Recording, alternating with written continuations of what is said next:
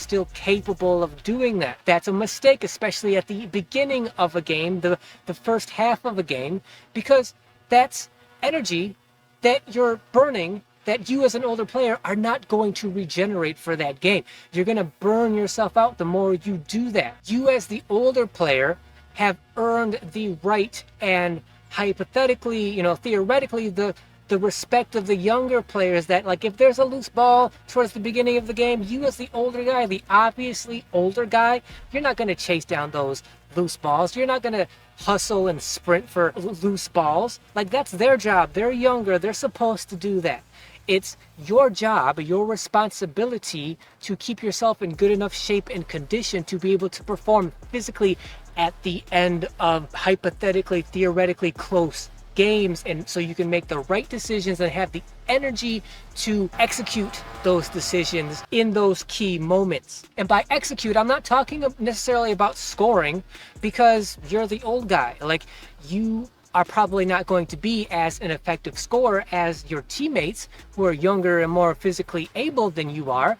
I'm talking about being able to make whatever physical play is appropriate for that late game, close game situation. If you don't have the physicality to make the right pass or get the rebound or go for the right steal at the right time, if you just don't have the energy to do that because you burned it at the beginning of the game, then you're no use to your team. You might as well just go stand on the side and verbally coach them. But because you're on the court and you're trying to be a physical presence at your advanced age, you need to have the energy at the end game situations to be able to execute the way it's proper and the way that's going to help your team to win those games. The last important guideline I'll give for this video has to do with the emotional aspect of being out here as an older player. For one, when it comes to ego, because if you're out here as an older player, that means you probably at some point had your prime, your peak. You had a time out here where you were the man. You ran things out here. And everybody loves that aspect, that time of being a basketball player. Now, you're the older player. You may have an ego that says, yes, I'm old, but hey, youngins, like, because I'm older than you, I have all this more experience than you.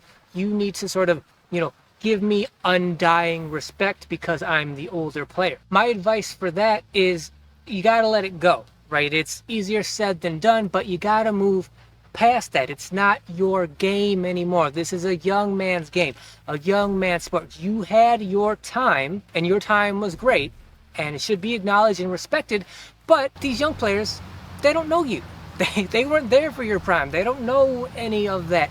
The fact that you're old and they're young is not their problem. They should have respect overall in general, but specifically, they're not your boys. They don't know you, so they don't know that you had your prime and you were the man, and they don't have to cater to your ego because they don't know you. They should just have overall general respect. But the fact that at one time you were the man does not apply to them. Instead of being egotistical, you need to try to be grateful, have gratitude about still being able to be out here. Again, easier said than done, but that is going to make your and everybody else's experience out here that so much better. Be grateful that you're the rare older guy out here, because like I said, most players don't become the old guy because it's too hard, it's too difficult. But if you're still out here and you're the older guy, have gratitude for that. Have gratitude. Like, you could have